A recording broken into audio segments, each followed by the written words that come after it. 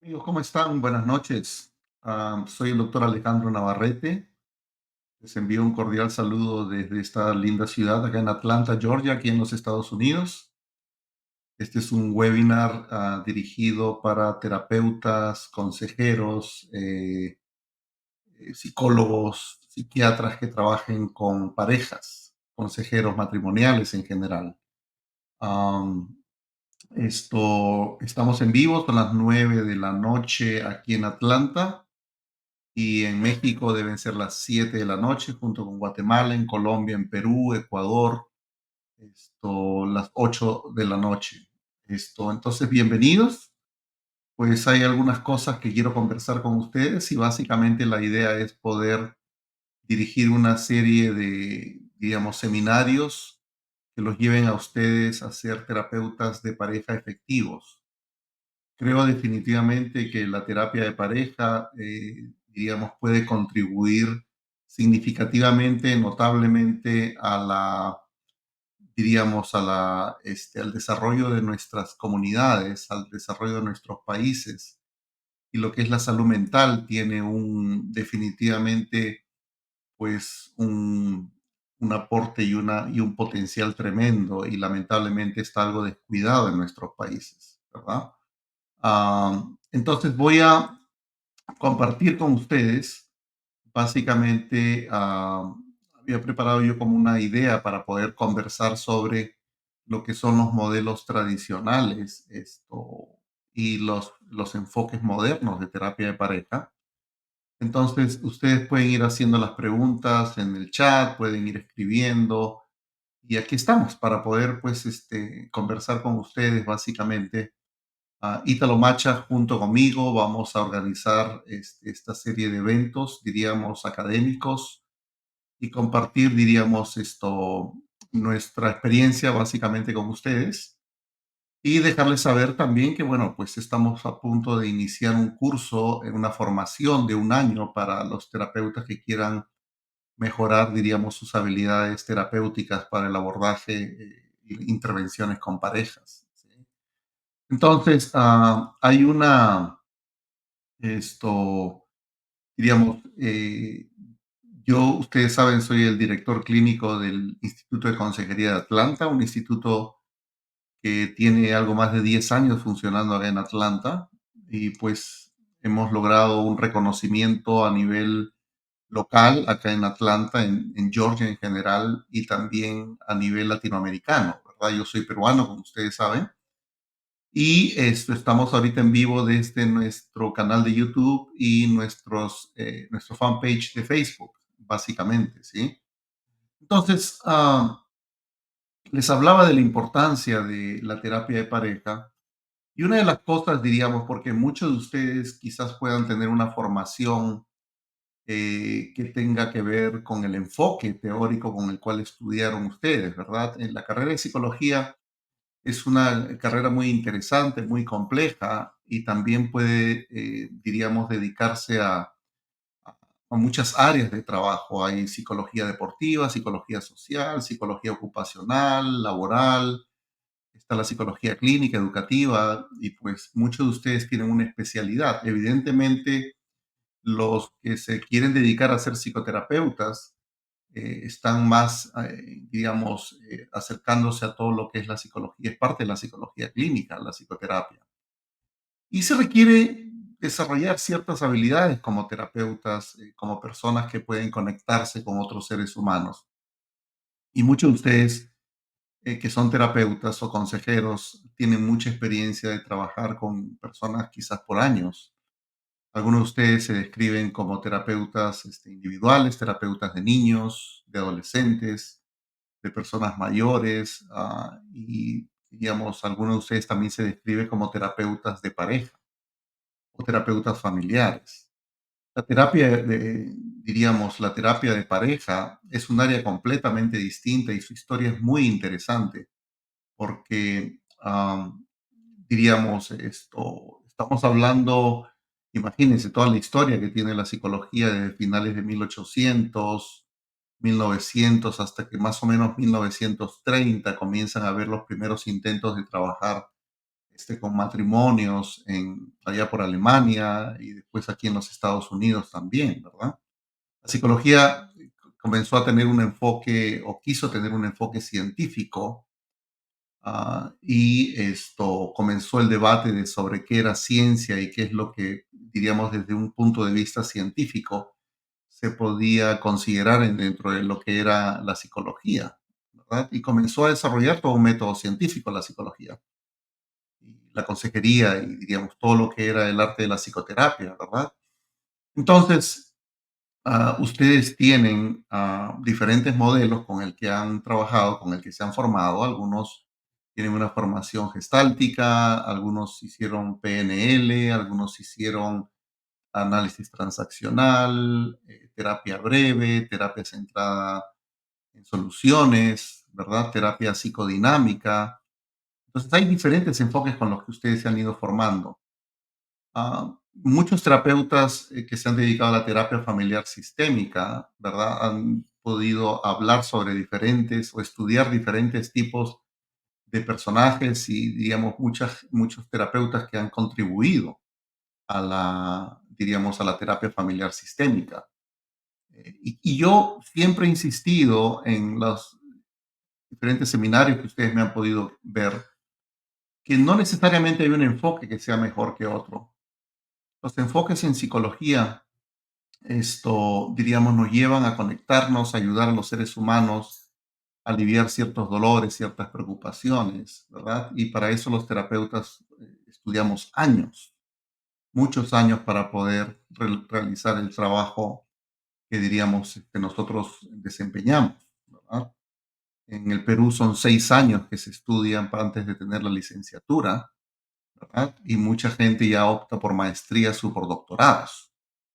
Acá en Estados Unidos es obligatorio por lo menos tener una maestría para poder ejercer como psicoterapeuta, y muchos de los, diríamos, terapeutas acceden a estudiar un doctorado que toma 5 años como promedio afuera de lo que es la maestría. Imagínense, si estamos hablando de 6 años en el Perú, estamos hablando de 2 años y medio una maestría y estamos hablando de 5 años. Estamos hablando de una formación que puede tener 12, 13 años para poder ser psicoterapeutas acá en los Estados Unidos, y cada vez la demanda es más exigente con respecto a la formación que nosotros debemos tener, ¿verdad? Una de las cosas de las cuales yo me enorgullezco es de haber trabajado con diferentes tipos de terapeutas, psicólogos, eh, consejeros en diferentes países, principalmente en el Perú, porque es el país de donde yo nací, donde crecí, porque yo vine a los Estados Unidos recién en el año 2002, ¿verdad? Entonces, hay diferentes personas que han podido entrenarse conmigo, ¿verdad? Ahí veo, o les estoy mostrando algunas de las fotos. Diríamos, he tenido alianzas con Nueva Senda de José Valdeón, después con Diego Horna también tuvimos trabajando mucho, y él pues trabajó arduamente para poder desarrollar también la terapia de pareja, ¿verdad? Entonces hicimos muchos cursos en el Perú, esto previo a la pandemia, ¿no? Porque antes, en ese tiempo, pues todo era presencial. Todos los cursos en terapia, pues, y el entrenamiento clínico se daba de manera presencial hasta que apareció la pandemia y bueno, todo nos llevó al Zoom, y de alguna manera la ventaja fue que comenzamos a expandir de alguna manera la llegada, ¿verdad? Porque quizás que ustedes vengan acá a Estados Unidos sería un poquito más complicado por los costos, o que yo esté en cada uno de los países ahorita de ustedes, que en México, que en Guatemala, que en Perú, que en Colombia, pues también sería un poquito, diríamos, más complicado, ¿verdad? Y eso que lo he intentado hacer, porque he recorrido muchísimos países promoviendo la terapia de pareja, que es la especialidad que yo practico, básicamente, ¿no? Entonces, pues hemos tenido la suerte de poder trabajar con diferentes personas. Ustedes, algunos que me están escuchando, de repente se han formado conmigo también, y algunos de repente se animarán y se formarán conmigo en la formación que vamos a comenzar ahora en octubre, ¿verdad? Entonces, y acá hay una foto abajo de una pasantía que nosotros hicimos en Atlanta, que algunas personas vienen a Atlanta a ver un poco la experiencia de nuestro equipo. Entonces, soy un amante de lo que hago, apasionado de lo que hago. Creo en los buenos matrimonios, creo en los matrimonios saludables, ¿sí? Son, diríamos, es la base fundamental de toda buena familia.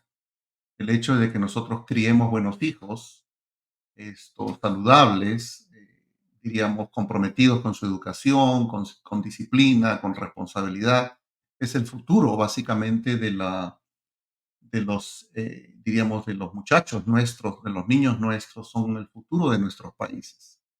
Pero todo comienza de dos, ¿verdad? Y previamente comienza de uno, porque pues la experiencia de uno va a ser de que de alguna manera uno se junte con otro ser humano, pues a través de lo que llamamos amor, y hay un compromiso que nosotros establecemos que lo formalizamos a través de lo que llamamos un matrimonio, ¿verdad? Todo esto ha ido cambiando, evidentemente, a lo largo de diríamos, de toda la evolución humana, y a lo largo de todas las culturas y a lo largo de todas las religiones también. Entonces, las leyes han ido modificando con respecto a los matrimonios, ¿verdad? Habían países que quizás en los años 50, 60 no existía en la legislación familiar el divorcio. Las parejas, los matrimonios no se podían disolver, porque no existía en las legislaciones la palabra divorcio, ¿sí? Entonces, muchas personas que pues acababan su relación terminaban de alguna manera involucrándose con otras, una manera de convivencia, pero lo que ocurría era un problema legal. O sea, todo lo que yo había comprado, mi casa o mi automóvil o las propiedades o mi negocio, le pertenecía el 50% a mi esposa. ¿Sí? Esto que es diríamos que eso era parte del acuerdo a la hora de que nosotros nos casábamos legalmente, ¿verdad? Pero ¿qué pasaba cuando pues dejábamos de querernos, ya no queríamos estar juntos, pero no existía la palabra divorcio? Entonces todo esto fue modificándose en las leyes también y fue creciendo tanto que de alguna manera, pues a inicios de los años 1900, acá por lo menos en los Estados Unidos, solamente el 5% de parejas terminaba en divorcio. Lo curioso es decir, bueno, si el 95% de parejas aquí en Estados Unidos podía estar hasta que la muerte los separe, no significaba necesariamente de que esos matrimonios eran saludables o eran sanos y la gente terminaba finalmente feliz, ¿verdad? Había muchos casos de violencia doméstica, porque la legislación de la violencia doméstica también cambió a lo largo de los años. A finales de 1800 e inicios de los 1900, pues habían legislaciones que permitían que los hombres, de alguna manera, castigaran a sus mujeres, pues si las cosas no estaban bien o ella se portaba mal, entre comillas, ¿verdad?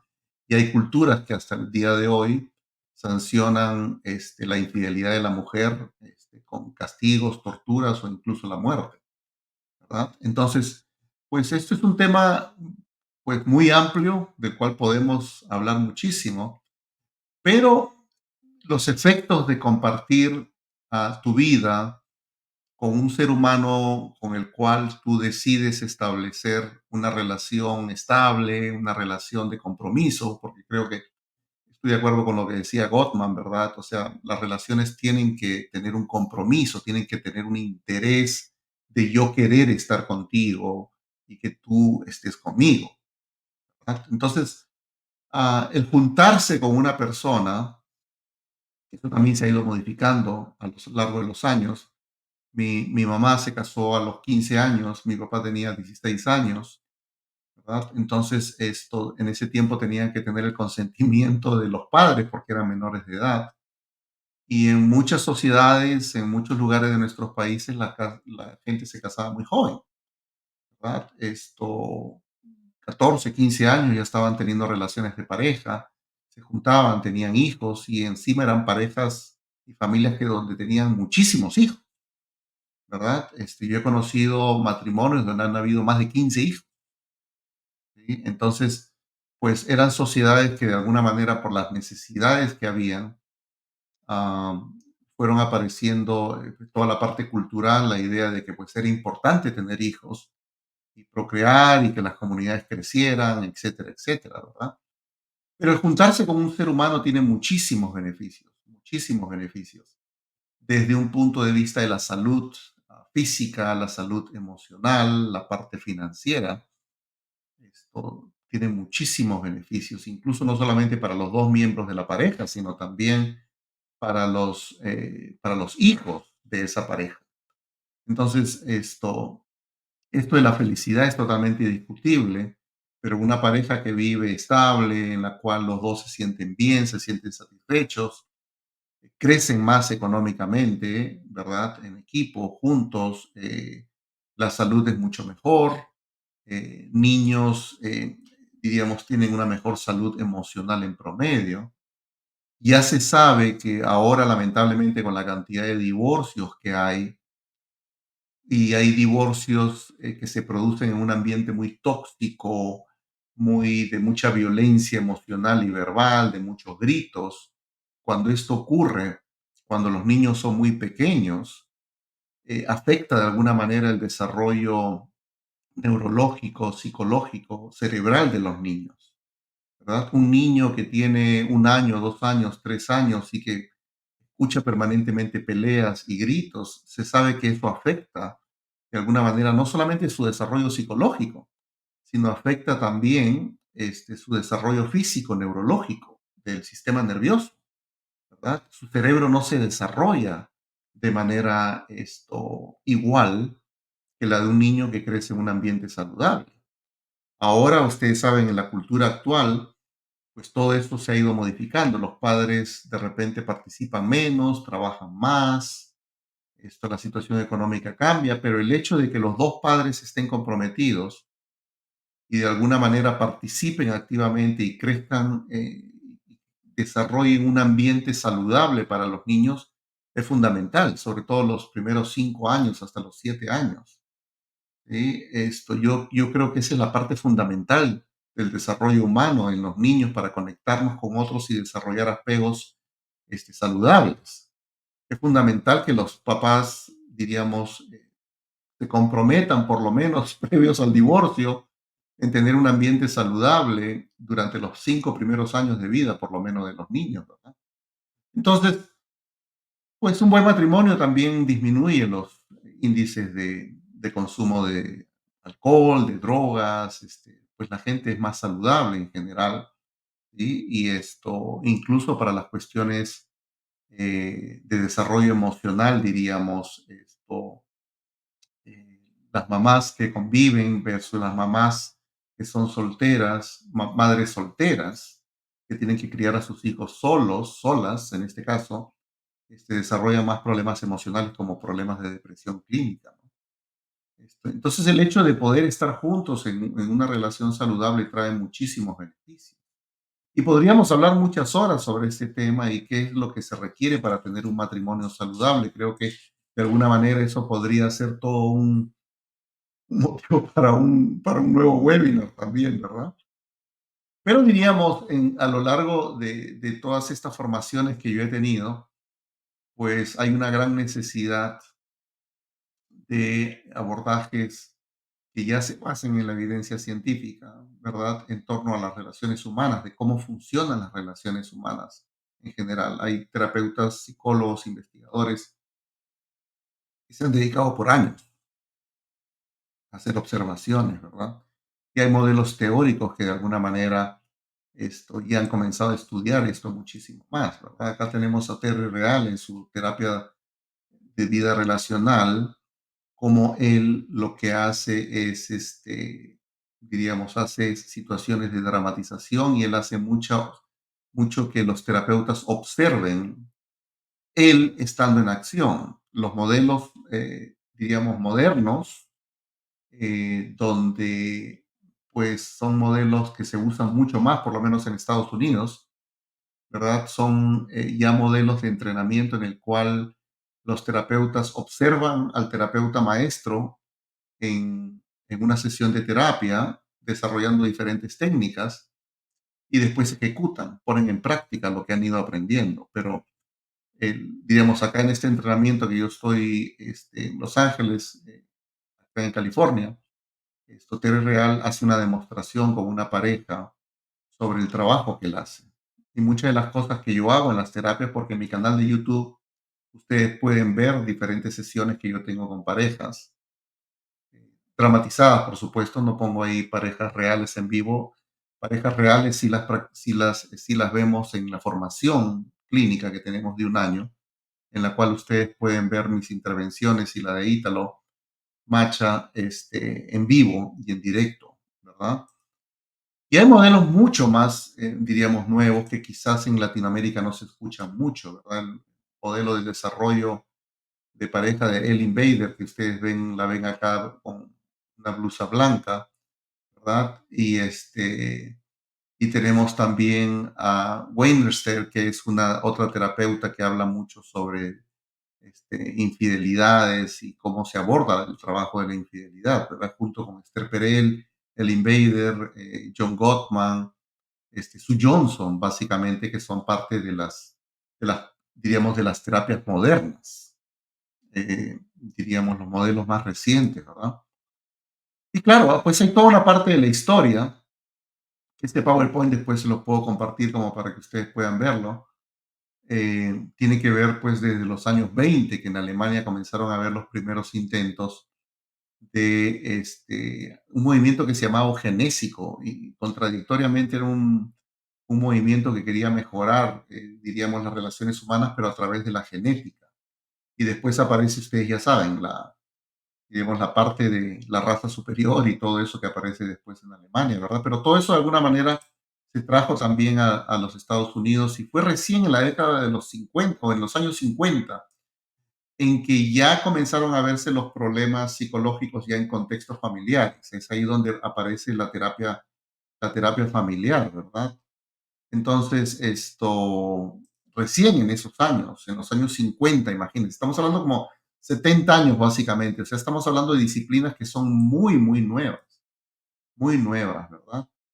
Entonces, claro, el Carl Rogers, Virginia Satir, ¿verdad? Comienzan a implementar esto, diríamos, en lo que era el proceso de la comunicación, que es importante que las parejas se comuniquen adecuadamente, puedan hablar sobre sus problemas.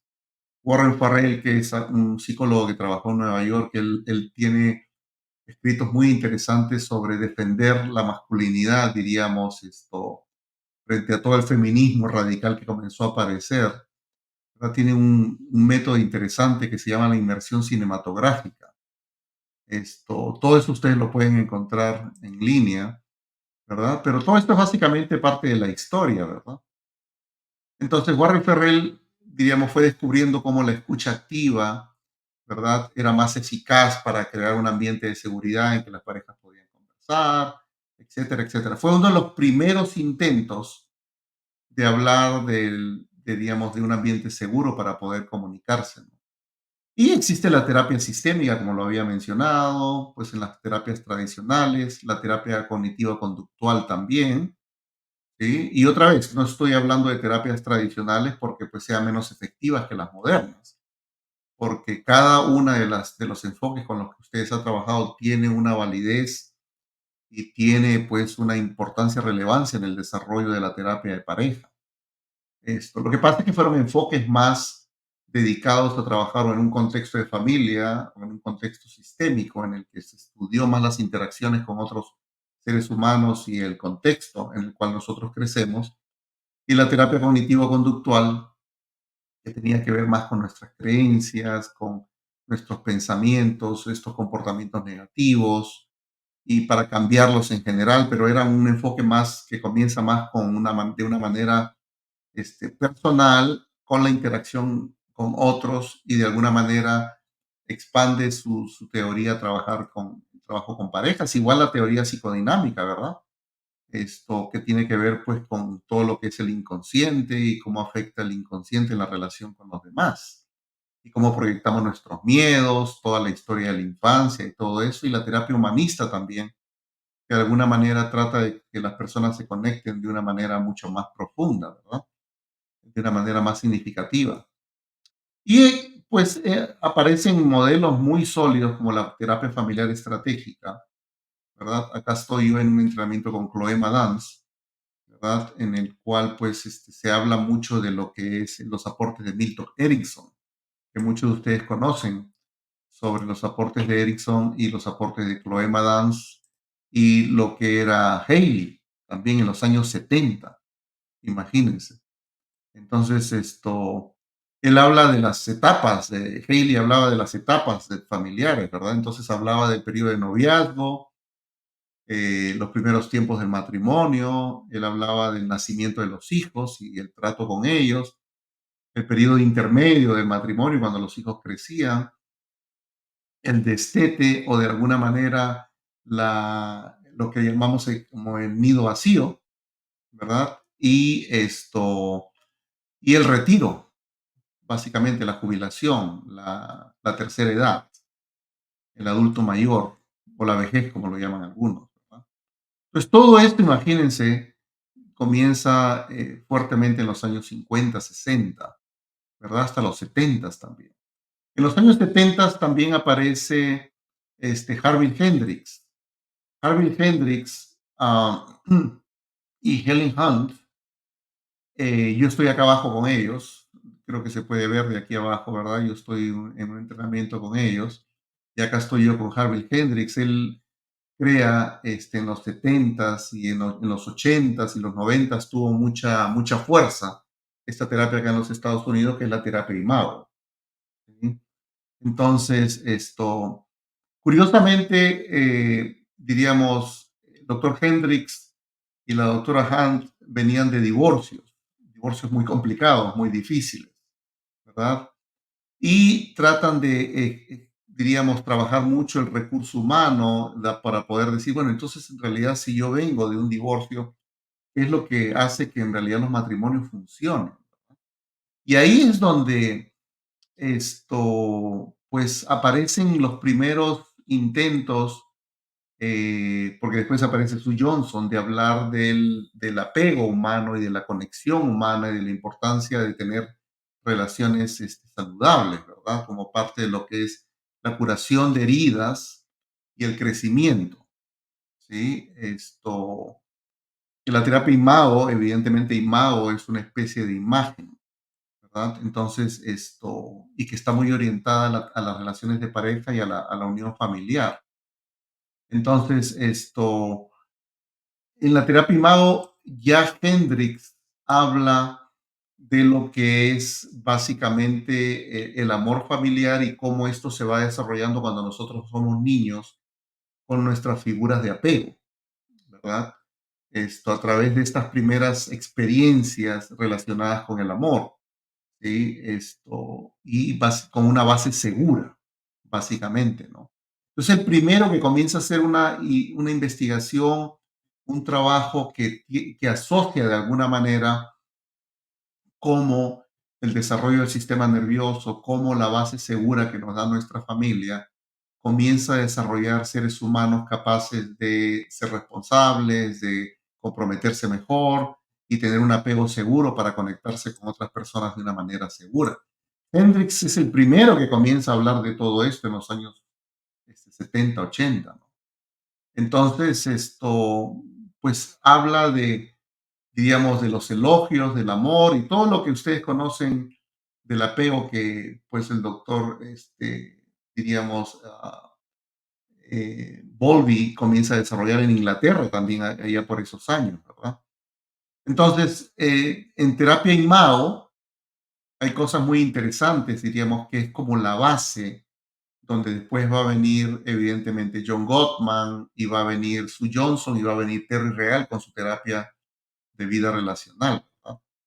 Entonces, ya Hendrix hablaba de que diríamos, nosotros elegimos a nuestras parejas o nuestros socios que nos recordaban de alguna manera a nuestros cuidadores primarios, ¿verdad? Y una combinación de las buenas cualidades y no tan buenas cualidades, porque ustedes han visto que a veces uno ha crecido en un ambiente disfuncional donde uno crecía con una mamá alcohólica y uno se consigue una pareja alcohólica. ¿Sí?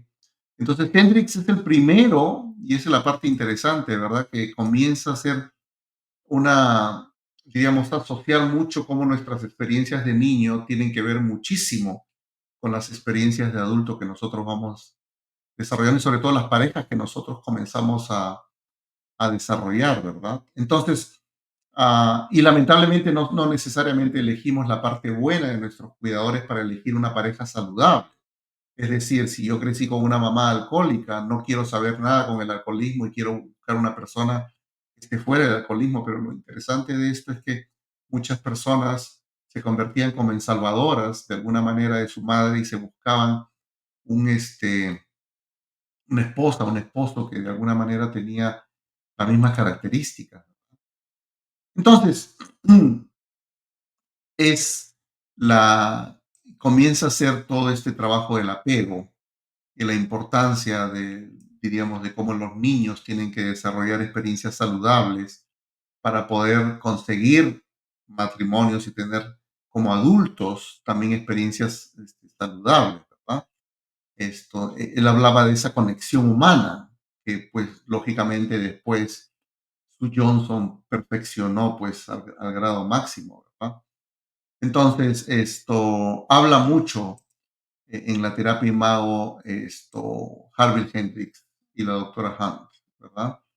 Entonces, de alguna manera, pues comenzar a estudiar la terapia imago, hay certificaciones en terapia imago, pero es algo que ya no, diríamos, no se usa mucho. Yo uso algunas técnicas de terapia imago, muy poquitas en verdad, pero lo que me parece interesante del doctor Harvey Hendrix es que el que comienza a hablar de la importancia de nuestra niñez y los apegos que vamos desarrollando para formar matrimonios saludables, de alguna manera, ¿verdad? Entonces, pues en una conferencia que vi a Harvey Hendrix con Terry Real le dice a él, bueno, quizás tú no te acuerdes de mí, pero yo era mucho más joven, porque pues Harvey Hendrix está por los 80 y tantos años, en verdad.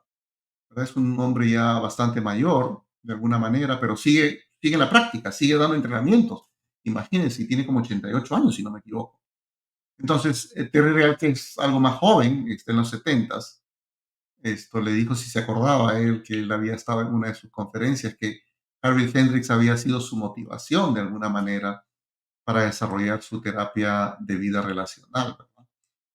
Entonces, los componentes esenciales para Harvey Hendrix era, eh, digamos, cómo comunicarse mejor con la pareja, cómo comunicarnos, diríamos, nuestros afectos, nuestras necesidades, cómo trabajar nuestros desacuerdos, estos sentimientos de desconexión que venían cuando uno comienza a tener la soledad dentro de un matrimonio, que es la etapa del predivorcio, la falta de intimidad, de infidelidad, confianza, ¿verdad?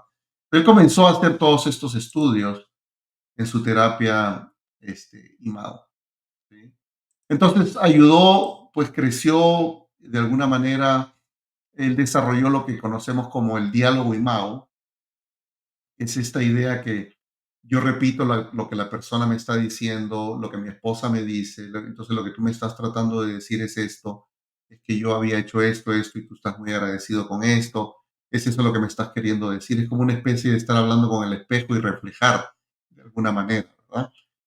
Y hablaba de la importancia de la conexión de la mirada, del abrazo, de evitar el lenguaje negativo, de alguna manera, ¿verdad?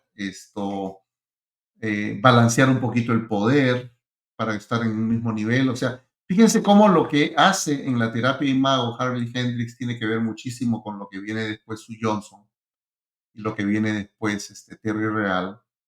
Y Gottman, claro, aparece con toda la idea de poder hacer sus estudios con estas 3.000 parejas que le hacen un seguimiento por 40 años. ¿Verdad? Entonces, evidentemente, él pues allá en los años 70, 80 decía, bueno, si los conflictos no son resueltos en una relación, la persona puede sentir que no puede comunicarse o compartir lo que realmente piensa, siente, porque es demasiado riesgoso. Él ya hablaba de una base segura para poder comunicar nuestros miedos, nuestras soledades, ¿verdad? Y pues que uno puede ponerse a la defensiva y en guardia al lado de su pareja, ¿sí? Y y eso es lo que tiene una tendencia a que los conflictos suelen escalarse y empeorarse, ¿verdad? Entonces, todo esto tiene que ver con la terapia Imago. Entonces, básicamente es una terapia en la cual pues podemos nosotros ayudar mucho a la comunicación en general. Entonces viene Gottman. Gottman, pues estamos hablando de un promedio de 40 años en el que cual pues él comenzó a desarrollar una observación directa de cómo las parejas podían interactuar, ¿verdad? Él es uno de los primeros que comienza a predecir el divorcio por conductas que hacen las personas o las parejas que él describe como las parejas desastres. ¿Sí?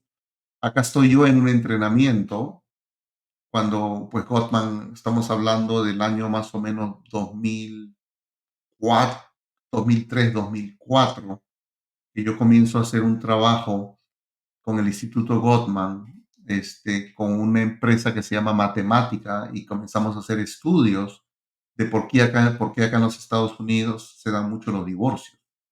Entonces a mí me contratan para poder trabajar y usar el modelo Gottman de prevención en parejas latinoamericanas, hispanohablantes aquí en Atlanta.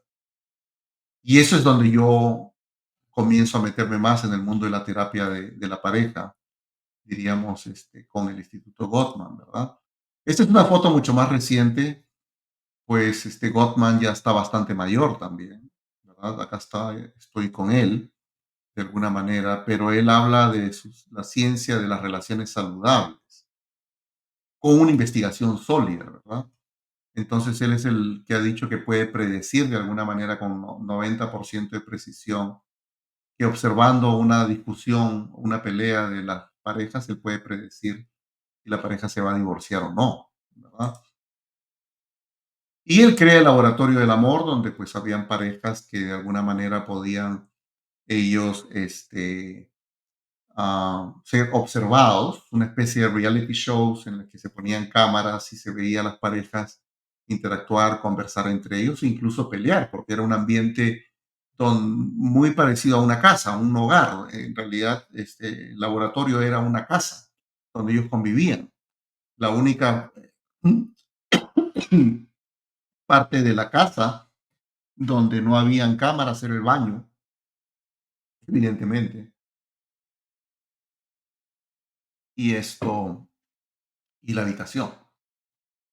Pero entonces él en su observación, que es lo genial que desarrolla Gottman, porque yo creo que todo buen terapeuta de pareja tiene que estudiar a Gottman, definitivamente, tiene que leer los libros de Gottman.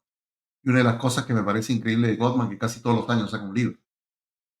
Claro, al nivel que está Gottman, pues los que escriben los libros son los estudiantes de doctorado, ¿verdad? Porque los que hacemos un doctorado asistimos a un profesor en investigaciones. Entonces, muchos de sus estudiantes ya traen la data, la información que él necesita para simplemente finalizar su libro, ¿no? Entonces él habló de los maestros y los desastres y hablaba de pues estas tres áreas en los cuales las parejas deben desarrollar, que es la amistad, el saber regular conflictos de alguna manera y esto también tiene que ver con los sueños, mantener los sueños de tu pareja, ¿verdad? En honrar los sueños de tu pareja. Entonces, él le ponía ciertos aparatos eléctricos a la gente, le sacaba sangre, podía medir las hormonas, todo lo que era la parte fisiológica de cómo los cuerpos funcionan cuando nosotros estamos en un ambiente de salubridad, de conexión emocional y en un ambiente en el cual estamos peleando también. Todo esto lo puedo lograr a lo largo de diríamos, de sus estudios en el laboratorio del amor y concluye que los maestros son, digamos, los maestros de relaciones de pareja son esos matrimonios que duran muchísimos años y que ambos se sienten bien, ¿verdad? Entonces, pueden conocerse mutuamente, intimar más, los gustos, la personalidad, los respetan, honran los sueños de lo que quiere mi esposa, quiere mi esposo, saben trabajar en la negatividad, la evitan de alguna manera evitan que los conflictos escalen hasta momentos en que las parejas en realidad pelean de manera horrible. Saben utilizar el humor para bajar un poquito la intensidad, el afecto, el pedir perdón, que son aceptar los intentos de reparación, que llama él, ¿verdad? El tiempo fuera, que es para autocalmarnos. Él habla que es una de las habilidades que los seres humanos carecemos muchísimo, el, el autocalmarnos. Vivimos en sociedades cada vez más violentas, mucho más agresivas, cada vez nos sentimos menos conectados con otros compatriotas, con la gente de la calle. Vivimos en un estado de alerta permanentemente porque sentimos que vivimos en un ambiente hostil, ¿verdad? Las personas son más irritables, reaccionan exageradamente, se insultan, se pelean. Entonces él piensa de que los seres humanos carecemos ahora de lo que es el autocalmarnos, el saber cómo poder manejar el enojo que tenemos con otros seres humanos, ¿no? Somos más reactivos de una manera negativa, ¿verdad? Entonces, cómo la negatividad, de alguna manera, la percepción negativa del otro puede afectar nuestras relaciones de pareja. Él habla de la aceptación de la influencia de la esposa. Es interesante cómo él concluye que los esposos, ¿verdad? Esto, que de alguna manera validan más y aceptan más la influencia del esposo, son matrimonios que suelen tener pues más éxito, durar más, ¿verdad? Entonces los hombres que en México le llaman los mandilones, ¿verdad? O los sacolargos, lo decimos muchas veces en el Perú. Son hombres que participan cada vez más en la crianza, en cambiar al bebé, bañarlo, participar en la educación de los niños, estar más presente de alguna manera. Entonces, él cómo va observando cosas que los matrimonios satisfactorios suelen hacer. Eso me parece sumamente interesante. En contra, y cómo ha ido cambiando también la perspectiva de su teoría.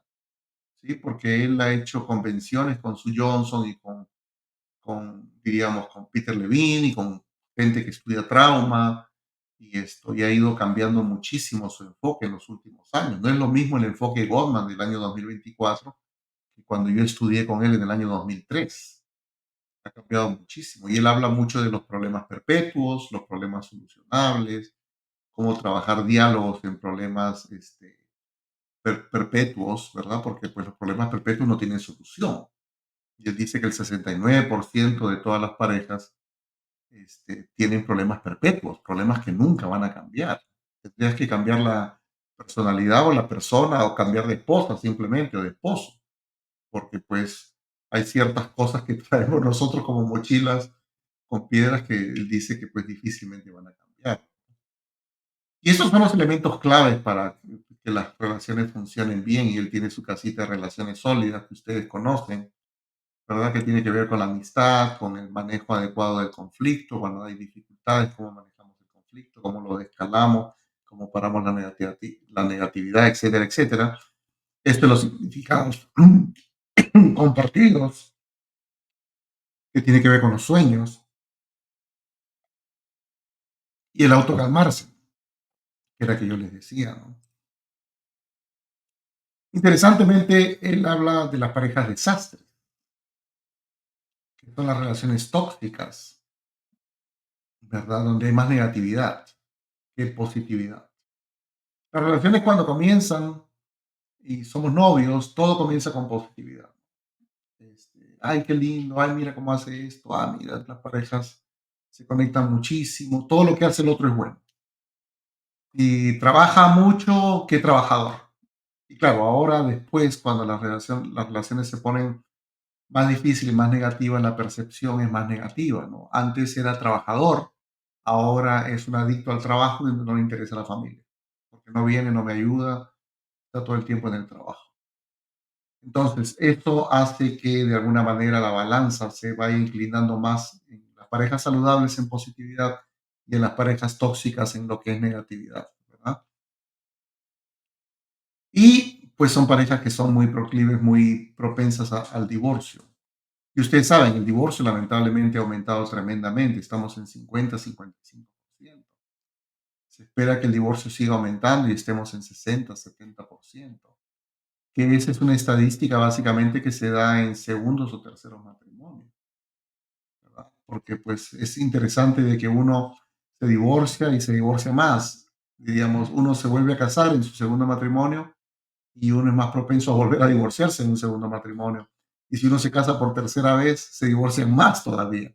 Es interesante que las habilidades para tener un buen matrimonio, una buena relación de pareja, no se da por la experiencia que uno tiene de aprendizaje.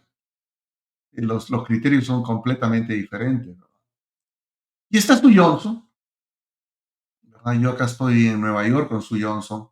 Ahí se me ve algo mucho más joven, como ya ven ustedes, mi cabeza seguía blanca y está blanca hasta ahora.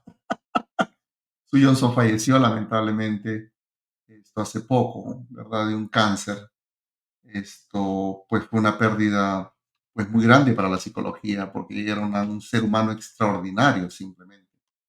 Estas personas que yo hablo, Harvey Hendrix, Sue Johnson, Gottman, son personas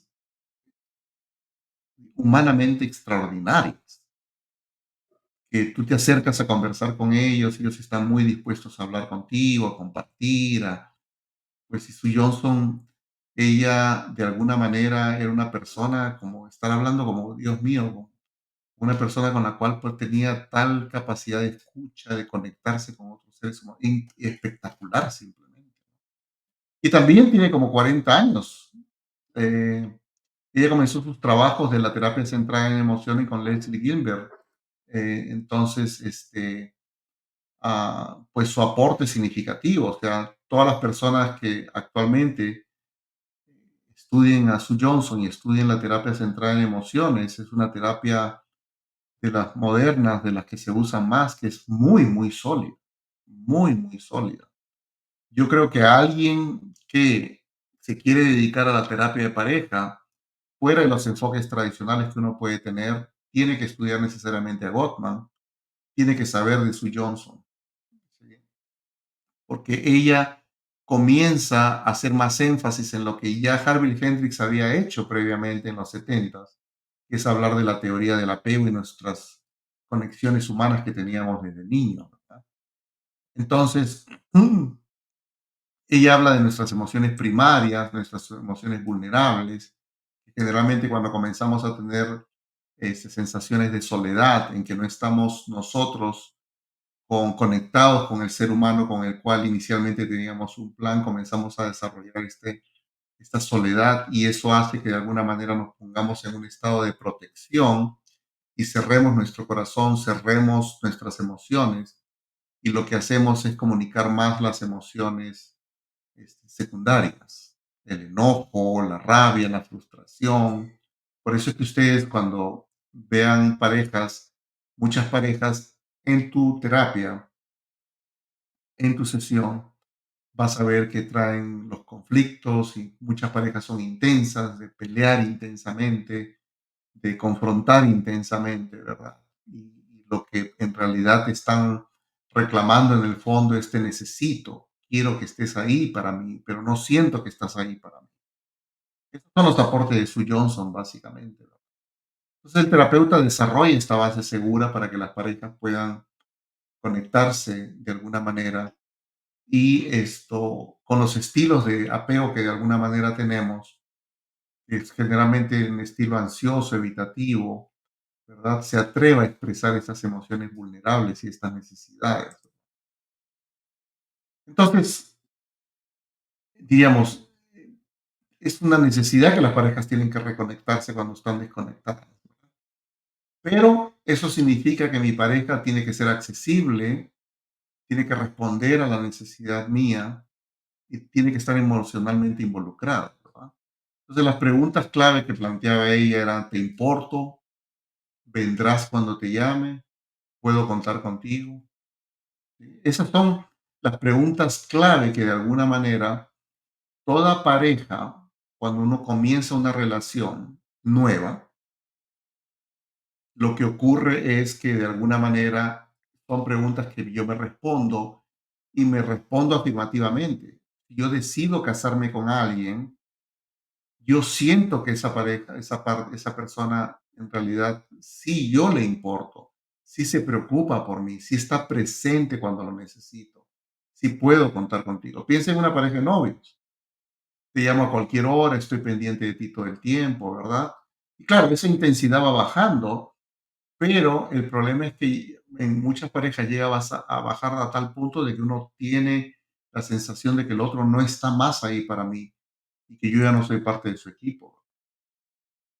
Entonces también, igual que Hendrix, habla de esta experiencia emocional, habla de generar un vínculo seguro, diríamos, prestar atención a todo lo que es el apego, la seguridad, la confianza, el contacto y de alguna manera todo lo que pueda obstaculizar una relación de pareja, ¿verdad? Entonces, algunos principios básicos son, pues, las relaciones son lazos de apego, ¿sí? O sea, es la capacidad de respuesta que yo tengo. Una cosa que me gustaba mucho que decía Terry Real es, ¿qué puedo hacer yo para que tú estés contenta y para que estés feliz? ¿Y qué puedes hacer tú para que yo esté feliz? ¿Verdad? Es esa capacidad de respuesta.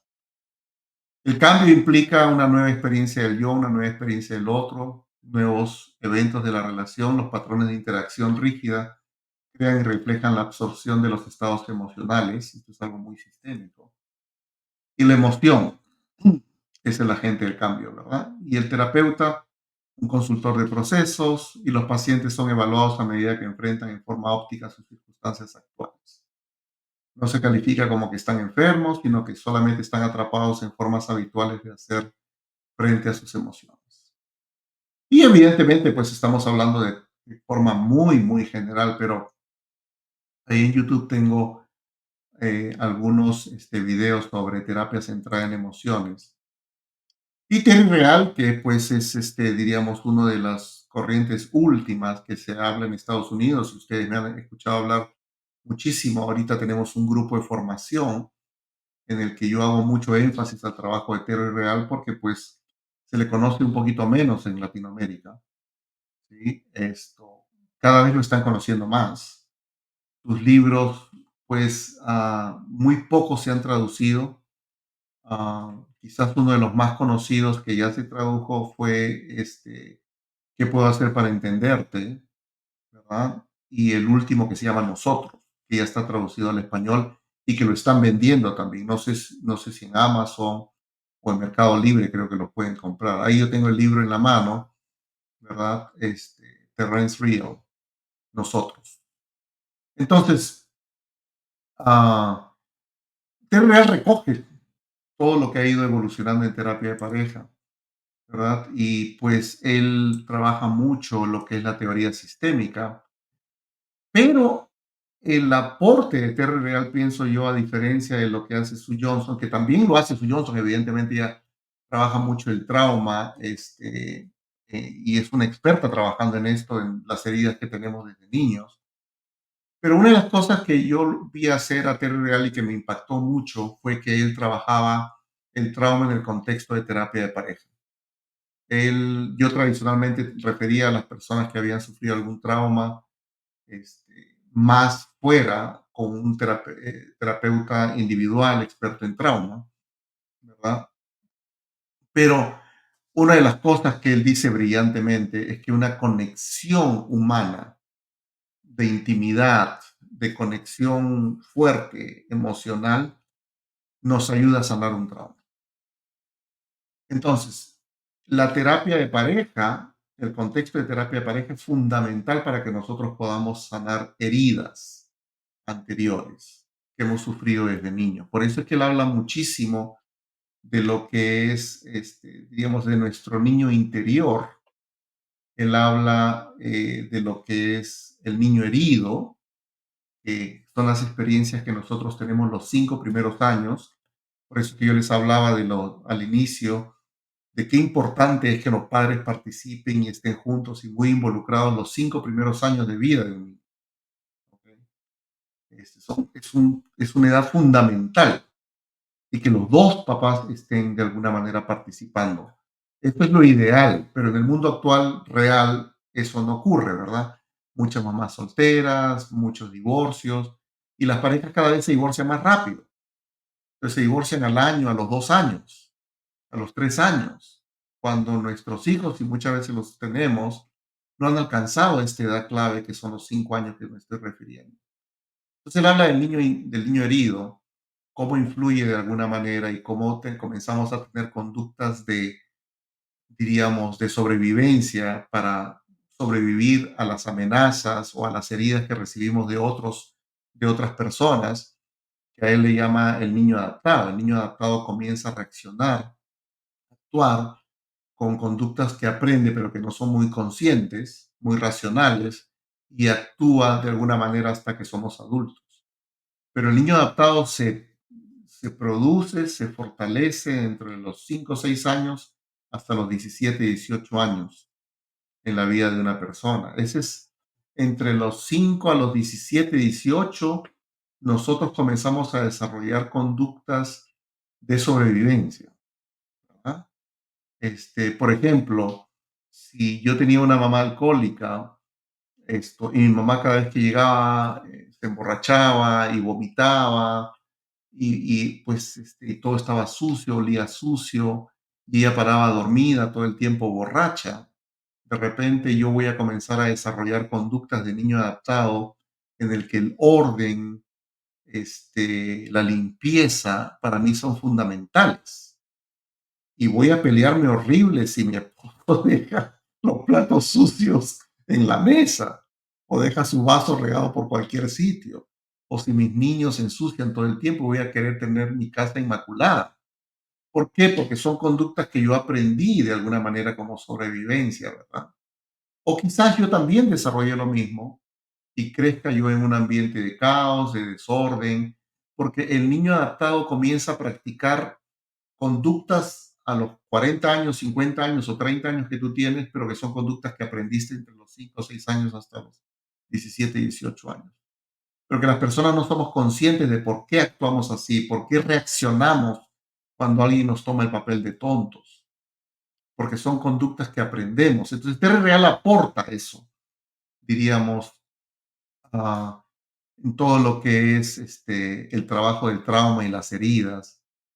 Y lo que él dice es que los seres humanos tenemos esta capacidad de aprender, y a eso es algo que él llama el adulto sabio, en que tiene que ver con la corteza prefrontal bien desarrollada, diríamos biológicamente, el sistema nervioso en nuestro cerebro, en su desarrollo, en nuestro crecimiento, desarrolla pues la corteza cerebral, diríamos, de una manera saludable, y la corteza prefrontal tiene que ver con la toma de decisiones, tiene que ver con diríamos, el saber de alguna manera responder, el ser paciente, el actuar de una manera inteligente, racional, ¿verdad? No primaria, no reactiva. Como ese desarrollo del cerebro está todavía en los adolescentes de una manera primaria, porque pues se calcula que el desarrollo de la corteza prefrontal en un desarrollo normal, las mujeres terminan su primer desarrollo a los 24, 25 años, o quizás un poco antes, y los hombres terminan de repente de desarrollar su cerebro en sí y la corteza prefrontal recién a los 27, 28 años. Supuestamente, pero yo conozco gente que tiene 40 años y parece que no ha desarrollado para nada su toma de decisiones, porque siguen tomando decisiones que son un desastre. Pero eso tiene que ver muchísimo con nuestro niño herido, con nuestro niño adaptado que no puede tomar decisiones saludables en nuestra vida, ¿verdad? Nos conseguimos parejas disfuncionales, de repente una esposa alcohólica como mi mamá, entonces no puedo conseguir tomar relaciones saludables, tener relaciones saludables, tomar buenas decisiones en mi vida. Y eso tiene que ver con este desarrollo del niño interior, con las heridas que tú has tenido, con las conductas que has desarrollado automáticamente de niño adaptado y que no has podido llegar a este equilibrio de adulto saludable. Él habla de esta, digamos, de que nosotros podemos aprender conductas para relacionarnos mejor con otros seres humanos. ¿Sí? Él- Su teoría es muy, muy interesante, en verdad, porque él comienza a hacer estudios de género. En su primer libro, no quiero hablar sobre eso, lo escribe recién en los 80s, Y él habla de la soledad masculina, de la depresión del hombre, cómo el hombre en su desarrollo de masculinidad no logra adaptarse a la velocidad con que la mujer y su feminismo y su independencia ha podido avanzar, ¿verdad? Las mujeres bailan solas, se divierten solas, y los hombres no han podido llegar a adaptarse a esa, diríamos, a ese feminismo que apareció pues con más fuerza en los 80s, 70s, 80s, ¿verdad? En que las mujeres comenzaron a desarrollar sus propias carreras independientes, ya no necesitaban a los hombres, ahora las mujeres se quedan con nosotros, no porque nos necesiten económicamente como quizás era hace 50 años, sino se quedan con nosotros por una decisión personal, porque quieren quedarse con nosotros. Muchas mujeres terminan ganando más dinero. Y él escribe su primer libro basado en esa soledad masculina, ¿verdad? Es un libro muy interesante, muy, muy interesante. Para los que estudian masculinidad tienen que también estudiar a Terry Real. Y él hablaba evidentemente de este adulto sabio, saludable, que es el punto intermedio de estas líneas que van hacia arriba de una manera vertical, ¿verdad? En la que muchas veces tomamos una posición de grandiosidad y todo lo que es la vergüenza o el sentirme menos que otros en mis relaciones humanas. Acá él habla de las actitudes discriminatorias, en que muchas personas se creen superiores a otras porque tienen más dinero, porque tienen tal apellido o porque son blanquitos y no son oscuros como otros, ¿verdad? O que tienen ciertos grados académicos. Entonces, él habla de que muchas veces los seres humanos nos ponemos en situaciones de grandiosidad, narcisistas, en la que no podemos ver el dolor de otros, no podemos empatizar con otros, ¿verdad? Porque yo creo que la vida tiene que manejarse así, yo soy mejor que otros, soy más fuerte que otros. Igual el punto de vergüenza, que es un punto hacia abajo, ¿verdad? Y con respecto a los límites que ponemos, a veces hemos tenido tantas heridas que ponemos límites muy sólidos y que yo no dejo que nadie entre a mi corazón, ¿verdad? Es el típico evitador de amor. Y sin embargo, puedo establecer límites demasiado flexibles en que creo una codependencia, en que no importa lo que tú hagas conmigo, tú vas a quedar, me voy a quedar contigo, me voy a quedar contigo. Y él habla de que pues ninguno de los extremos evidentemente es bueno, ¿no? Él habla de que ese punto intermedio en el que yo voy a confiar en mi pareja porque mi pareja confía en mí, yo doy lo mejor porque mi pareja da lo mejor de sí, yo voy a respetar a mi pareja al igual que ella me va a respetar, de alguna manera es generar estos equilibrios en que no me voy a acorazar, ni voy a ser codependiente, ni tampoco me voy a creer mejor o menor que la otra persona, ¿verdad? Esto, entonces la conexión íntima es nuestro derecho de nacimiento y estado óptimo. La intimidad no es algo que se tiene, es algo que se hace, ¿sí? Se puede vivir con pleno respeto en la sociedad humana. La diferencia entre empoderamiento individual y empoderamiento relacional, o sea, yo me puedo empoderar con otros, para compartir con otros, ¿verdad? Es una teoría muy interesante que me hace pensar mucho en los países nórdicos, ¿verdad? El estar muy pendiente del otro. Yo no puedo abusar del otro en el trabajo porque si no, la infelicidad del otro va a causar una infelicidad común.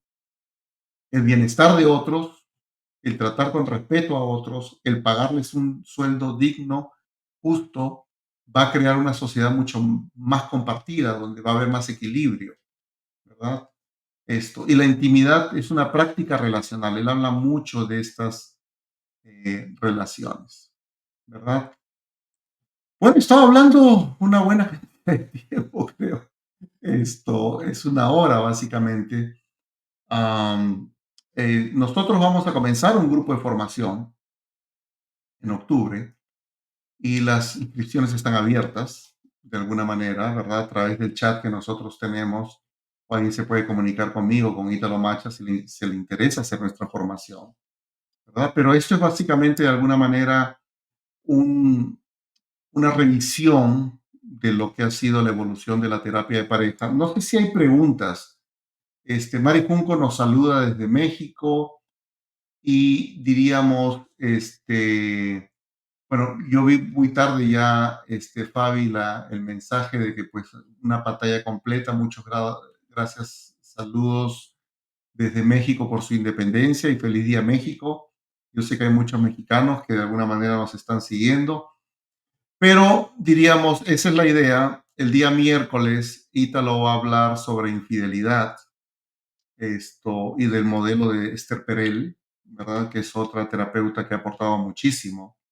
Esmeralda está saludándonos desde Canadá también. Veo que ahí están escribiendo. Básicamente estoy viendo los mensajes de la gente que está conectada en YouTube, ¿ok?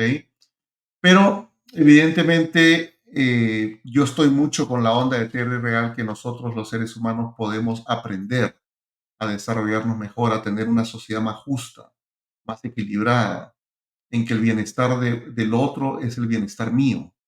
Y si el otro busca mi bienestar, yo voy a estar bien y eso lo voy a compartir.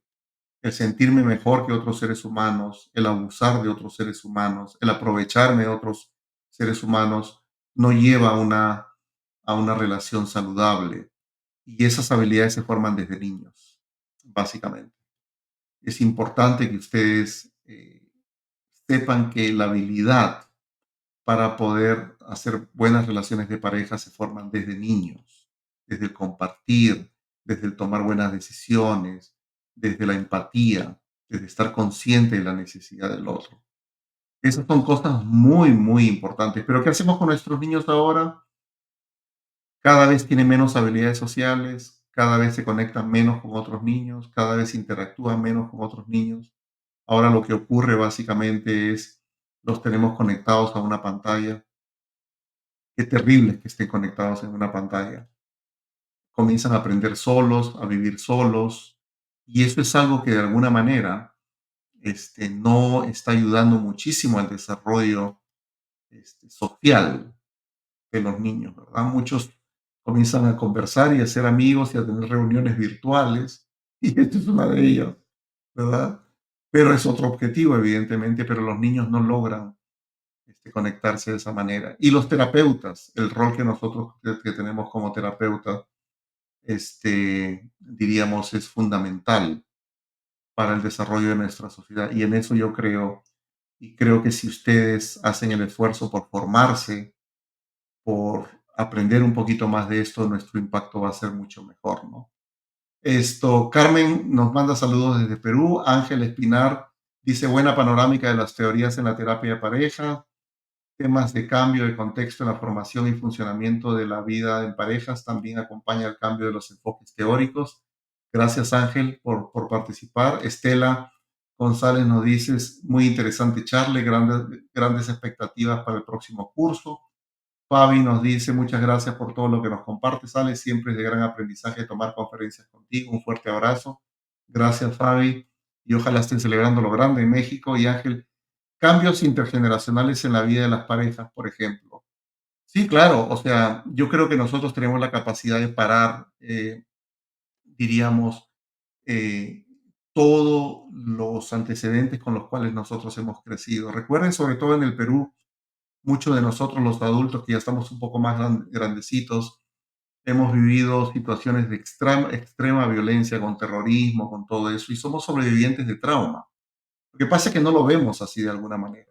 Entonces, el analizar la violencia en nuestros países latinoamericanos, por qué la gente cada vez es más violenta, creo que de alguna manera es todo un tema para poder conversarlo, pero creo que tiene que ver muchísimo con otra vez con el desarrollo de las familias y que los padres estén más involucrados en la vida de sus hijos y que estén más pendientes de la vida de sus hijos, ¿verdad? Mari Junco dice, yo estoy en la formación que ha comentado Alejandro y definitivamente es extraordinaria el aprendizaje obtenido hasta el momento. Gracias, Mari. Es una de las personas que siempre nos acompaña. Y otra vez, el miércoles va a estar Ítalo Macha con ustedes a través del chat si alguien está interesado por la formación, con todo gusto para que ustedes puedan participar. Si alguien quiere venir a Atlanta, evidentemente también tenemos programas de pasantías, pues acá estamos para poder ayudarlos. Les deseo muchísima suerte en su trabajo. Estamos siempre aquí para poder ayudarlos. Compartan este webinar si les pareció interesante. Y otra vez, muchas gracias por estar siempre acompañándonos, los aprecio mucho y hasta la próxima. Cuídense amigos, que estén bien. Gracias. Hasta luego.